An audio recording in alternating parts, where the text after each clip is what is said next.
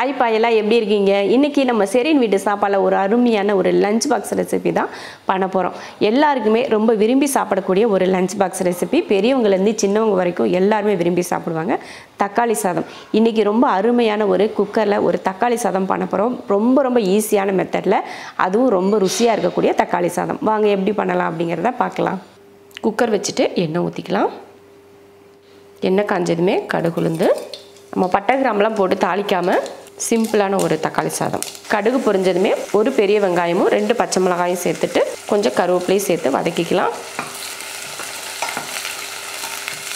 வெங்காயம் வதங்கினதுக்கப்புறமா 1/2 ஸ்பூன் அளவுக்கு இஞ்சி பூண்டு பேஸ்ட், கொஞ்சமாக மல்லித்தலை, கொஞ்சம் புதினா, அடுத்து 4 தக்காளி, தக்காளி இந்த அளவுக்கு மசிஞ்சதுக்கப்புறமா 1/2 ஸ்பூன் மிளகாத்தூள், 1/2 ஸ்பூன் மல்லித்தூள், அடுத்து கொஞ்சம் மஞ்சள் தூள் இதை கலந்துருவோம்.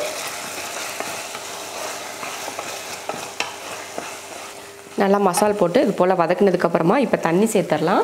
இந்த படியில் தான் அரிசி போட்டேன், அதில் தண்ணி சேர்த்துக்கலாம்.